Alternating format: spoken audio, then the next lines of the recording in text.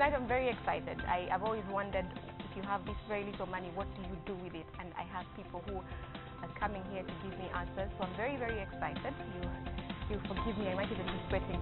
But let's get started and let me call my guests to come. My guests tonight, we have Hope Katwine, who is the chairperson of the Kasita Women Entrepreneurs. Hope Katwine, please make your way to the stage.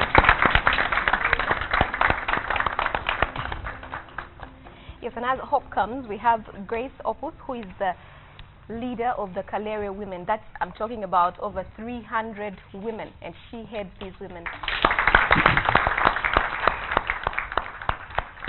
And finally, because the men keep complaining that we're leaving them out, we say let's have a gentleman. And we have Mohammed Kachika, who is, first and foremost, I don't know which one he prefers to come past, a farmer or the principal of Vienna College Namgongo.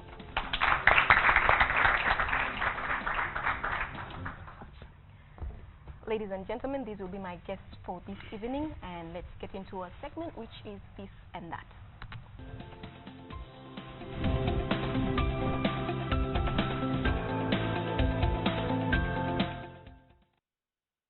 Well, ladies and gentlemen, thank you very much for honoring our invitation and coming. I want us to start off with, just tell us briefly about what you do, so that when people are listening, they actually know that the people talking to us and giving us this advice are people who should rightfully be giving us this advice. Yes, I'll start with you. Good evening, viewers. Good evening. I'm Hope Katwine. I'm the chairperson of Kasita Women Entrepreneur League. This is a registered non-government organization, which is a sister organization to Kasita Uganda. What's your expertise? I'm the chairperson. Yes, but what do you have a strength in? Are you talking about trade? Are you talking about agriculture? What will we be hearing from you today? We are mostly in trading. Oh, trading. Yes. Okay. But we actually want to change our mindset into farming and export. Farming. So we have this gentleman who is going to change your mindset, and we have the lady who is going to change your mindset as well. Okay, so for all the questions that are about trade, we're sending them to you. Okay. Okay, let's get to you. Just tell us briefly about where you, the Kalere, what you do. Good evening, viewers. I'm Grace Ibore Opus. I head 300 women traders in Kalere, and the main thing we do is trade. In what items? What goods? Foodstuffs. Foodstuffs, yes. Mostly. Okay, yes. and Mr. Mohammed. Yes. Good evening, viewers. My name is Kachika Mohammed. I'm a teacher basically. I've been teaching for the last 27 years and rose through the ranks up to being a school principal for over a decade. But principally here I'm more to talk about taking opportunities in the agriculture sector. Okay. Well, thank you very much. Now that we know the people who are going to school us, let's get right into it. Let's get to our segment where we start talking about what actually brought most of us here, and that is Say It As It Is. We're going to say it as it is when it comes to the things we should put our money into.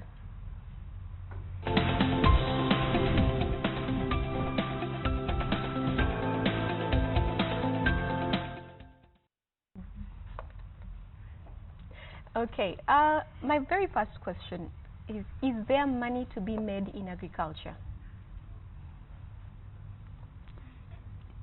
Is there money in agriculture? We're not sure. There is a lot. Of money? A lot of money. Okay. But not quick money. Not quick. We need patience. Yes. Okay.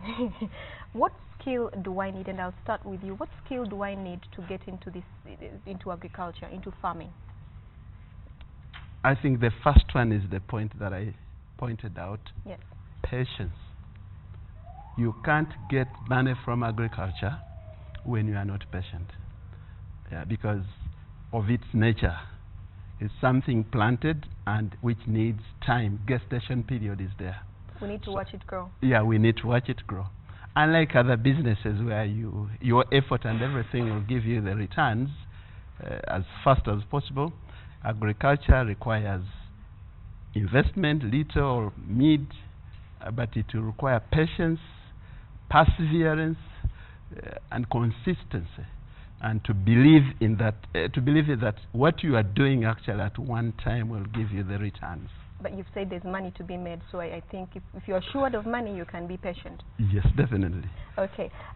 Grace, I want to ask you, if somebody is from the university, maybe they've been saving all this money their parents have been giving them for pocket money, or you're working and you're just earning a little money, so you're putting aside some savings, and you have right now about 300,000 shillings, 500,000 shillings, can you get into this sector? Yes, you can, but as it is, you need to be persistent, very patient, because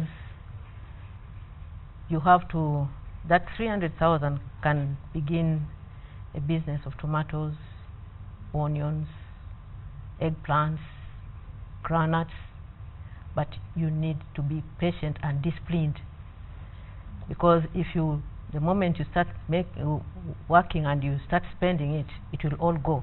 So you need to be very, very disciplined. What's the littlest a woman has come to you with and said, I want to start in this business? 50,000. 50,000? Yes, please. Would we know where she is right now?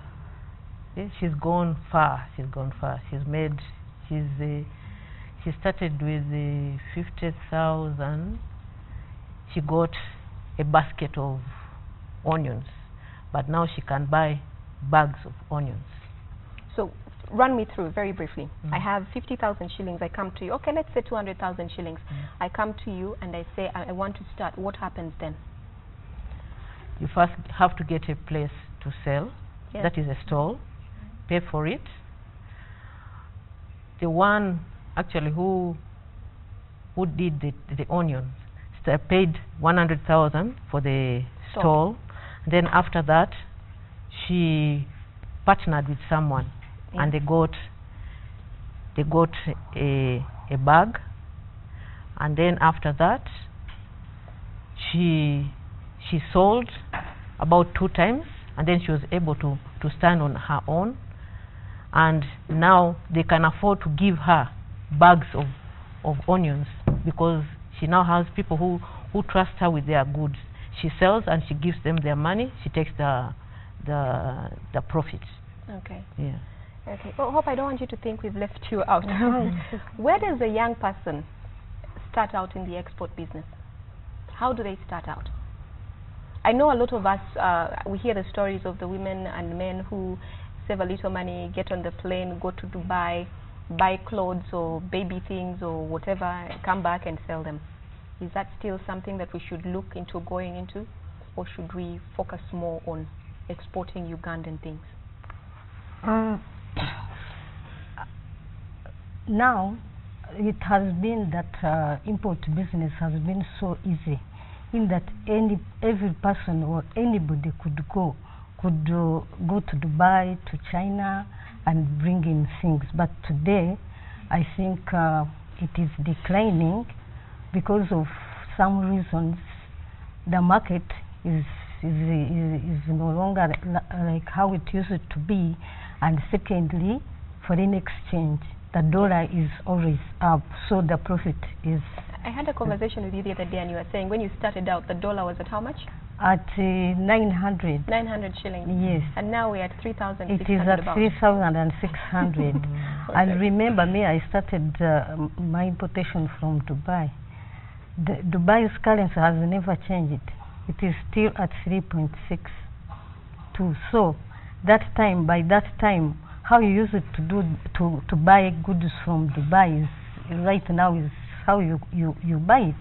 But today, our dollar is 4 times that time when I started business. Yes, and you were also talking to me about, there is also the fact that we have neighbors who are now more aggressive than we are. So they jump into this business more than we do, and they make more money. Yes. Now, when this East African community came up, so people, I think, the market it opened up. So Kenya, Tanzania, Rwanda, Burundi, they also started going to where we used to get the goods. So now there are so many goods in the market, but we have few buyers. Yes. So where should a young person think to put their money? I think it's time to think about exports too, because when even you see our economy, it is there is imbalance of trade. Yeah. We import in more things than how we export. Why can't we export? For example, like now here in East African region, we start from here, East African region, Kenya, Rwanda, Tanzania. What can we take from here? And you know what actually happens? These people from Kenya, from Tanzania, they come right, because now the market got open, they come right down to our villages, get those things and take them. Yes. But we ourselves, we don't know that we can even do exports, and there is more money in exports than actually in imports. And then exports even help our economy to develop. Okay, I'm going to come back to you again on that. I want to talk to you. Where are the biggest challenges if I started a business in the market, for example? What's the greatest challenge that the women there face?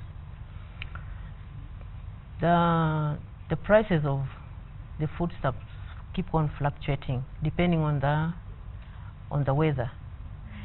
When it is dry, like it has been, it has really been a big challenge to many ladies, because a box of tomatoes was going for 400,000, and remember, you have small income, so the prices have really been so bad, and many have almost gone off business. Yeah, that is the biggest challenge. The capital is small, so we really need more capital injected, depending on the market that time. Yeah. Okay. How did you start out in farming, and what was it like for you, that journey? If you allow me. Yes, you want to talk about a challenge? Yeah, that as she was lamenting about the fluctuating prices. I think she mentioned, not lamented, but we can go with that. I was smiling. Okay. Maybe that's why I've used that term. Because as a farmer, we were really jubilating. But all the times when they were really buying our items at floor prices, we also get the opportunity. Yeah, actually, I think it was last year when we really actually made a kill from tomatoes. Yeah, we grew it during the dry spell, and we irrigated it, and we made sure it was in phases, and we sold the tomatoes for nearly 6 months, me and my son. So for sure, whenever you are complaining that the prices are fluctuating, you're happy. There are some other people who are really very happy. Farmers, I should say. How did you start out? From being a teacher, I think you were that before you became the principal and you started farming. Yes, mine is actually very strange. If there is anything that you can say coincidence, or I saw your topic was opportunities. Yes. I can only say it is an issue of a person who has a nose for identifying opportunity, because I have just gone for a funeral at my ancestral place, and people were there, had no food, and then I tried to intervene by buying food for the mourners. I said, just go around the village and buy some matoke and be quick for the people who are coming. They told me, you can hardly get anything around here. I said, what? I said, no, we can only go to town and get those sacks, the ones that they get from Bushenyi or Ivanda. I said, what, in the village you can't get? They said, yes, you can't. I said, you are not serious. So I went around and could not get a bunch of matoke. So I really, it was out of, you know, people take opportunities, or out of anger, I really said, what exactly wrong with our people? Because, well, my background was that I had lived and worked outside Uganda for a long time, in Southern Africa. And I had seen them really growing crops or rearing animals on bare rocks. So wherever they were telling me, no, here we can't grow matoke, this area is a little bit, the soils are exhausted, I told them we can. That's how I started. It was out of anger of trying to buy food for the people who are in the villages, and they're telling me to go back to town to buy the food. I said, no, I can do it here. So you started. That's how I started. And you put your children in this as well, so they're following into the business. What's the hardest thing for you while you're doing this? Where do you find the biggest challenge? There has to be a challenge. You know, when you have a passion for something, you don't see. Because everything that I see, even if it's a snake that I come across, I just, oh, it's good riddance, I walked slowly. So when you have a passion for something, strangely, it's people who were not born and lived in the villages that I'm speaking to, because I was unfortunate or fortunate. I wasn't born in the village, neither raised in the village. So to me, everything in the village and in farming is interesting. Just waking up and digging that hole, exercising, it's interesting. So the only challenge maybe is in the financing, but farming is interesting. To plant something and you see it growing, even a tree, you get interested with flowers. You put a flower in the corner and you look at it, and every day you're smiling. But how about you put in a small banana sucker, and then you get a huge bunch of matoke? So it's really very interesting. Well, Grace, do you have farmers groups, for example, or groups for the women in the market that support each other, or with finances mainly? Is there any support that a woman can get or a man can get if they come into the market and they want to start up? What ladies usually do, they have their small saving groups, maybe 10 people, 5 people, save 1,000, 2,000, 5,000, 10,000. So they can lend to each other out of those small groups. Circles of sorts? Yes. Okay. Yeah. Okay, and that's working for them? It's working. Okay. Well, we're going to take a short break, but we're going to come back with some questions. I hope there are questions here, and some questions from social media, and also we'll continue this conversation. Let's take a short break. We'll be right back to open up the conversation. It's time now to open up this conversation to all of you at home. If you're watching and you have something to say or you have a question for any of our panelists, and also for my lovely studio audience who of course have dibs on asking the questions. But just before we get to that, I want to ask this question to any of you. You can answer this. So if I live in a rented room, rented house, very little place, I don't have a backyard, I don't have, really, I just live in a little room. I'm not going to be able to plant anything anywhere. I don't have land anyway. Where do I start from with whatever little money I have to say I'm going to invest? Where is my opportunity, or is there no opportunity for me?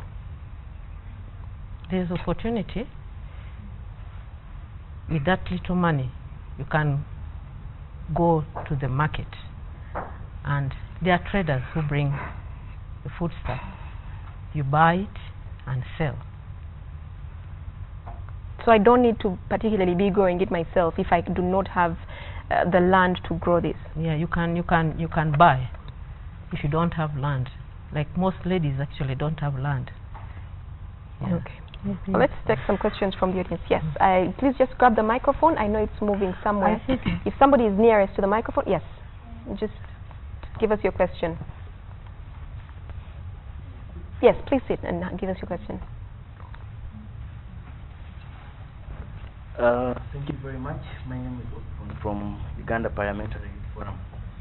I want to thank you for this program. I can assure you that in Uganda it is only where how the opportunities are very many. I have been to many parts of this world, but I can assure you, Uganda will have opportunities. But this question goes to all of these people. What have you done to change the mindset of young people in this country? Secondly, I want to ask Madam from Kasita. There are very many young people who have got some little money and who wish to start up business. What have you done? Because I understand most of these arcades in Kampala right now, they charge rent in dollars.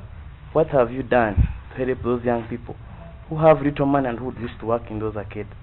Secondly, my other question goes to Madam. You're going to be very fast with your questions, because Yes. if you take time with them, then you won't get answers, because time will run out. So be very quick with them. From Karelwe. Yes. There are very many young women or young ladies who are in Karelwe. They have started their business with little money, but at times the KCCA comes and takes all their tomatoes and onions. What have you done as their leader to see that they can get where to operate from? Thank you. Okay. Another question. Let's take one from the ladies. Please give it to the lady. Okay. All right. Good evening, everyone. Good evening. Let's be quick with the question. My name is Jonah Agathana Mwonge from Makere University, and I was wondering, in case I get my little money and I decide to buy some items like tomatoes, how sure am I of the market? And in case, okay, the market is not there, how sure am I that my things are not going to get perished? And won't I get frustrated in the end? Okay. Let's answer those questions as the microphone moves. But yes, we'll start with you, Hope. Yes. I'm asked what have you done? What have we done to help the youth? Actually, today there are so many young people who have joined business, who are in those arcades, and we are there, like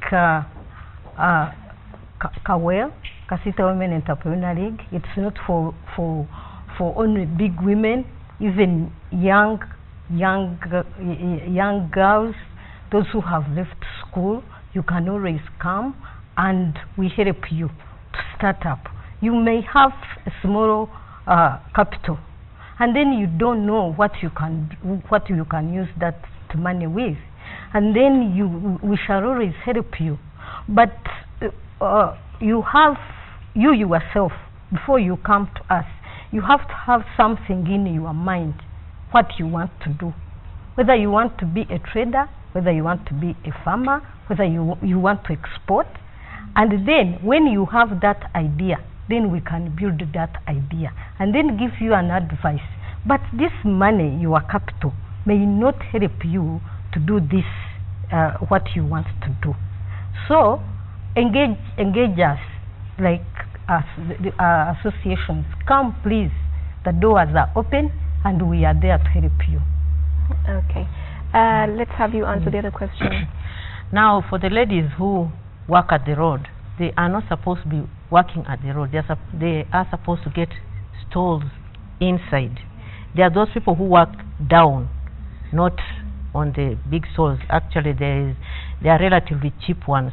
So we have encouraged them to enter inside to avoid KCCA from chasing them away, from taking their goods from there. Okay.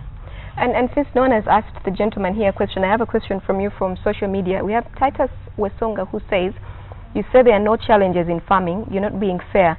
Please elaborate how you go past a weak weather forecast, pests and possible theft, and the sources of finance. Source of finance, yes. Those questions are very valid.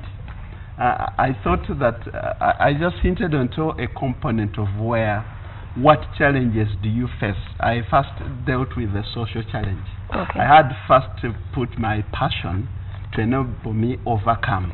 Okay. But there is certainly those issues raised. They are very pertinent and they are very correct. So how do you deal with the weather? How do you deal with pests? Actually, you know, now with the weather, you can't farm without first harnessing water. You know, now, there are certain things that are basic. If a whole president can show people riding a bicycle, I have shown that. I've appeared on several programs. I think 6 years ago I showed people how to use the Fanta and Coca-Cola bottles. And I said I must buy the 1.5 liters, and people think I enjoy a lot the soft drink, not knowing I actually want that 1.5 liters. Because when I went to buy the empty 1 liter, I was paying 3,000 for them. So I better buy the soft drink, take the drink, and use that one to put into my coffee. So I have heaps and heaps of them. And harvesting water, you know, either people are not exposed, You see somebody's compound being run, whenever it rains. It has just stopped raining and people are going to the well. Yet a tank, the water tank, 10,000 liter, it is 940,000. Now, amongst the things that you must work out is not to allow any drop of water from your roof to go to waste. To go to waste. People are just not informed. I should be very sincere. You go to other countries, Zimbabwe, Lesotho, Swaziland, and South Africa. People harvest water, including the one that I've used in the sewerage. 40% of the water is recycled. I saw it that we were using water that we had already. And then every time I see a stream flowing, pass by somebody, and then later on he complained, it's a dry spell. True, it is there. But the responsibility is yours whether to use jerrycans. I've made sure I don't invest heavily. I actually don't encourage in using very sophisticated irrigation systems. Because I believe that what we call calamities are just short-lived. It's just, the dry spell was just 1 month and a half, and everybody screamed. But the weather is unpredictable these days, so you're never really sure. But then that as well, pests. How do you deal with the pests? You spray, but you also have to use your natural. I have known the plantation farming or monoculture is a recipe for spreading pests. I do it this way. When I plant a coffee tree, I get a neem tree in the next line. I get my banana there, and I get a mvule tree somewhere there. It's very difficult, the pests that eat the coffee, to be able to jump to the neem tree. But people are misled. If you have to grow beans or maize, please put maize throughout. I don't do that. This line will have to be maize. I'll have to put some beans here just in case, some soya bean line just in case. That the pests, when they attack you, like people talk of the coffee wilt. True, when you have a coffee plantation of 20 acres, and a dangerous pest attacks, there is nothing that will save you. So you just have to have insurance that is not from the insurance companies. Just back up yourself that should the coffee be attacked, I have some trees. I will sell the trees, or there is a banana tree there. Okay. I hope that has exhausted your question. Let's take some more questions from the audience. I particularly want this lady to speak because she came all the way from Masaka just for this show. Yes, Maria. Thank you so much. I'm Maria from Rakai. My questions are two, and they'll go straight to the gentleman. What do we do for this youthful person who is passionate about agriculture, ventured into poultry, and 3 months down the road, bird flu struck? So it would still go to the export side. How are you reaching out to this gentleman who ventured the market initially at say 8,000 per tray? Now he has the eggs, he has fully harvested, and either there is no market at all, or the available market is he sells at a loss. Secondly, how do we reach out to the farmer deep down in Isingiro or Rakai who has been heavily affected by drought? Because now there is a problem that people are not aware. So do we just go and reprimand them for the ignorance, or we bail them out of this situation? And how do we do that? Thank you very much, Maria. There's a lady whose question has been burning from right over there. And as the microphone moves to her, we'll just take we'll get some answers. Are we going to rebuke people for ignorance and not give them solutions? Not really. That's a government failure. There are certain things that must be done by the government. If there is a dam, a social dam, if there is any irrigation, there are certain things that have to be done by the government, not by private individuals. I'm amongst those who can see that the road leading to my farm should not be worked on by me, and so are the culverts. But I know I'll never reach my farm because the local authority don't fix the roads. Now, with regards to these young people who would really have wanted, I'll be very frank. That's typical of me. If you're a young person, you go into poultry. Please be like the one who has gone to Kalere to buy tomatoes. You actually a trader. Poultry is very volatile. from in the morning, if you had 1,000 birds and there is any attack, they will die 10 after 1 minute, 100 after 1 hour, 1,000 after 3 hours. So when you are investing into poultry products, get to know that you should start small. That's what I've been told. And you first have several cycles. I could give you an example. I built poultry houses that can house 40,000 birds 7 years ago. I've not put them in. Until such a time when I'll have time, I have retired. Because the poultry, the owner must sleep there. I'll use the word of the best poultry person in the country, Yugachik, Agasekalala Senior. He left his Kololo mansion and sleeps until his Yugachik farm. And he told me this word: every rich person must sleep where his money. Yes. But there are some lousy young men who think they will go for the disco dance, they will go for the weekend, but while their chicks that are in the broiler are still there. You should only go into poultry when you are committed, because for sure you must sleep there. Whenever and you must detect at the slightest moment that these ones that are not eating at their rate, there is something wrong. And one of the questions I think that came up, and it hasn't been answered, how do we know, where do these young people know where the market is for the products that they have? For the, I think it was for you, Hope. Yeah. How do they know about the market that's there for the goods that they have? Okay, for us, what we do, we access markets for our people.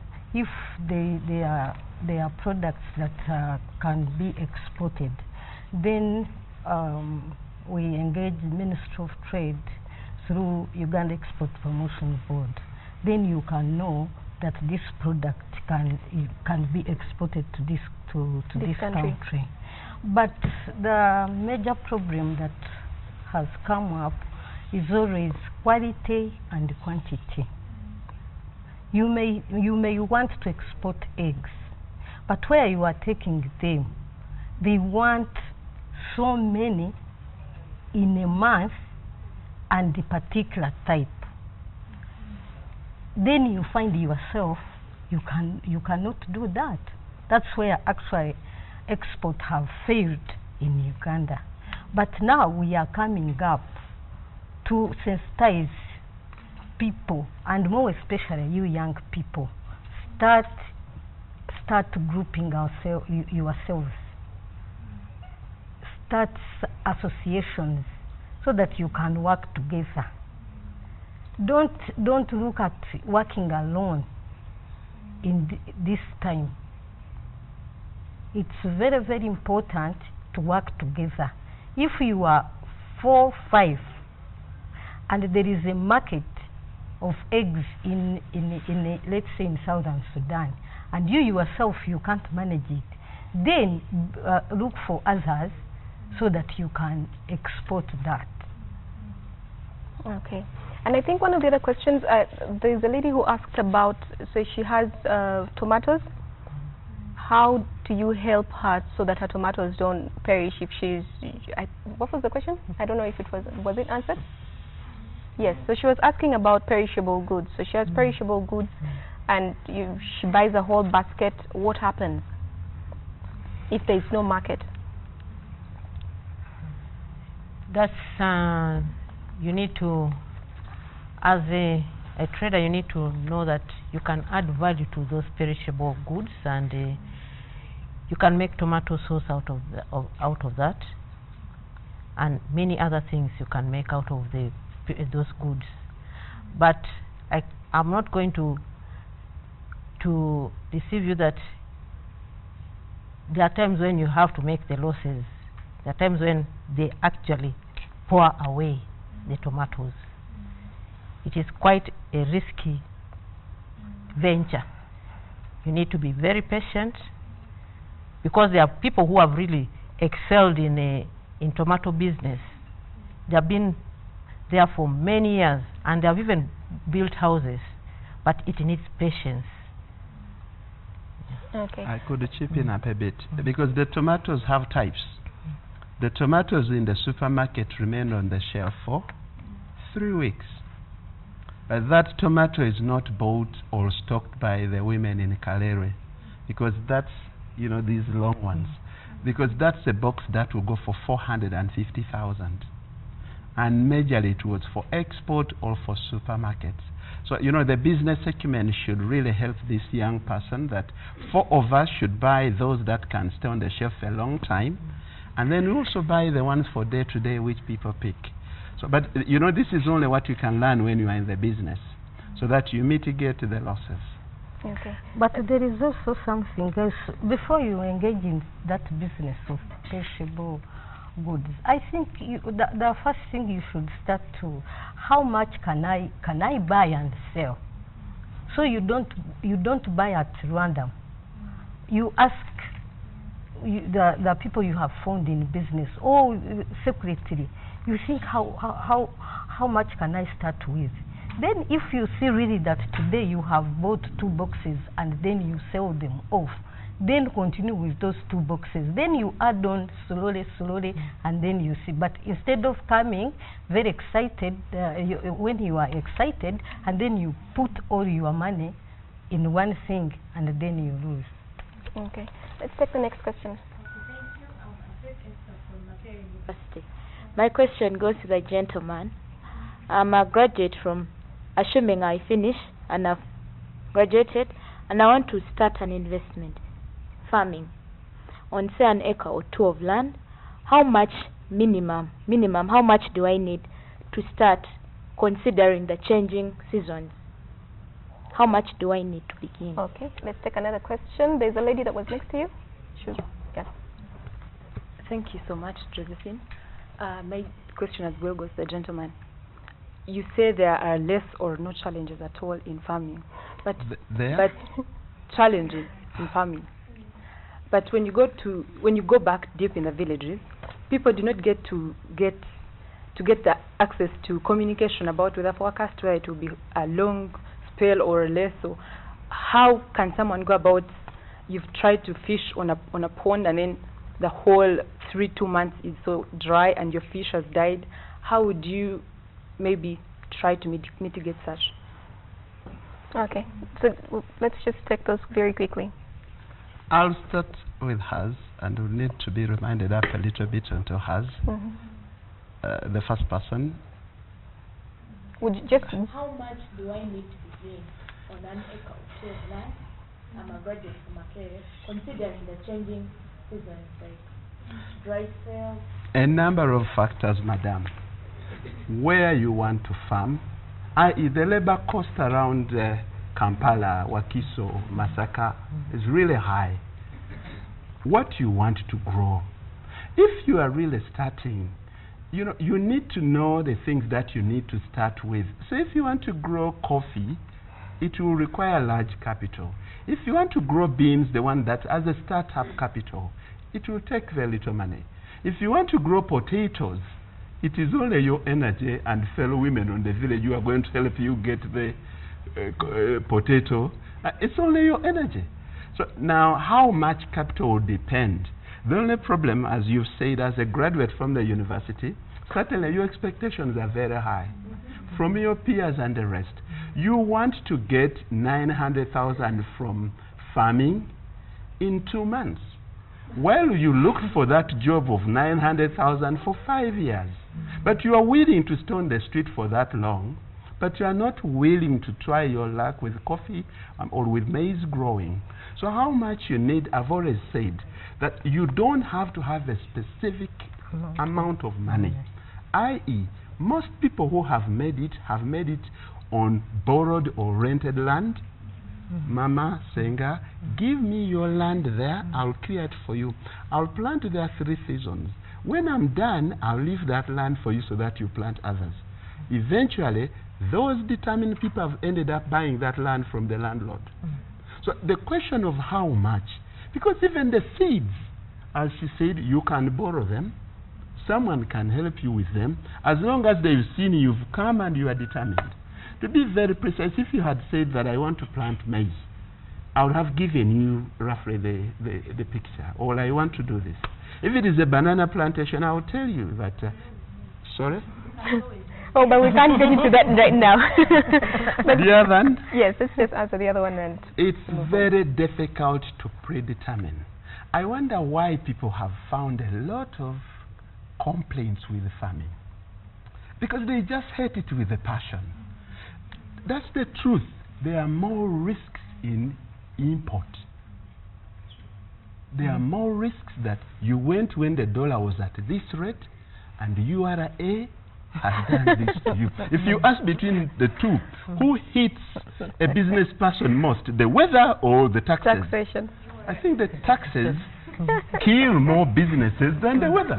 All right. Thank you very much, Mr. Kachika. Let's take another short break. We'll be right back. You're watching Perspective with Josephine Karunji. There's so many questions that are out there. All the hands are raised, but we can't take any more questions. So what I'm going to ask is for our panel to just briefly tell us, give us one final word, each of you, before we move on. I'll start with you, Mr. Mohammed. I'll make a comment to start with the young people. Practice what you preach. I have a son who on graduation got a job with a financial institution, but he decided to go and work on our farm on his own.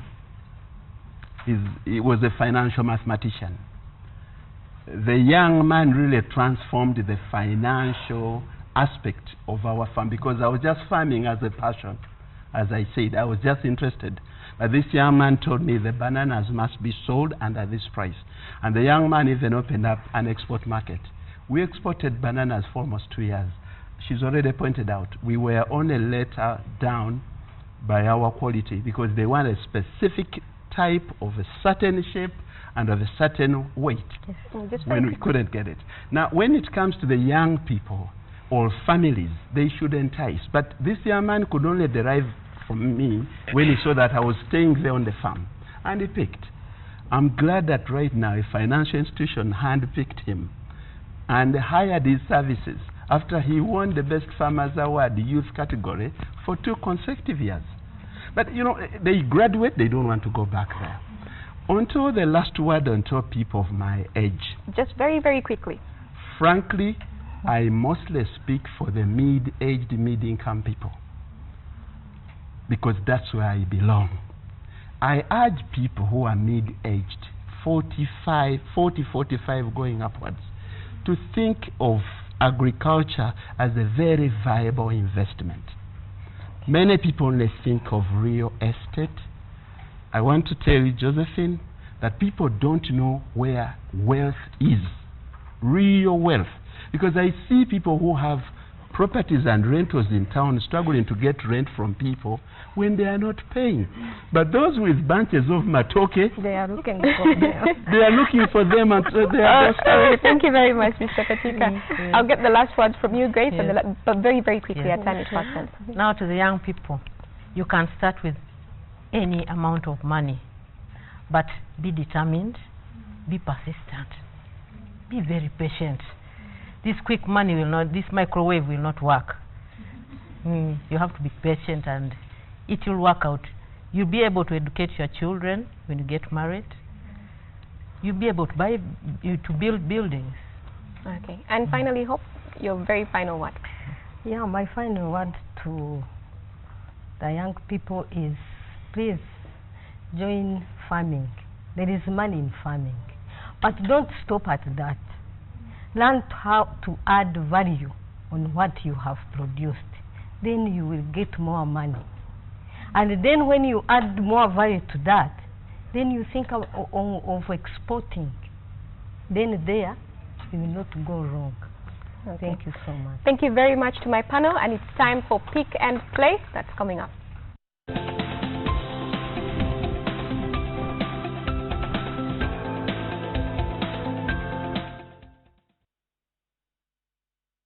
Like 2 volunteers, just 2 quick people to just come up and play with. Oh, that's more people. Okay, that's fine, the 4 of you. If you can look at that screen, there's something that's going to show there right now. If you can, the first person to tell me what those 4 items are and what they stand for Uganda, the 4 of them combined, what do they stand for Uganda? Of the people who are standing here, very quickly. Farming, there is fishing, there is coffee, cotton, and seaweed. What do they stand for combined for Uganda? Please use the microphone on the podium. If you could run to the microphone on the podium. What do those 4 items stand for together for Uganda? Yes, just speak from there. Okay, they stand for the main activity in Uganda, the main economic activity. Okay, let's try somebody else. What do the 4 items, 4 products, what do they stand for? One word. Just one word. It's one word. That's the one clue I'm giving you. What do those 4 items stand for? Export and farming. Well, there you go. She's won it. And you win yourself 100,000 shillings. Thank you very much for playing. Well, and that was our game this week, just for accountability, these 100,000 shillings. Okay, you've won yourself this money. Thank you very much for participating, and thank you all of you for coming. Thank you all the people at home for watching. Coming up is NTV Weekend Edition. Keep it NTV.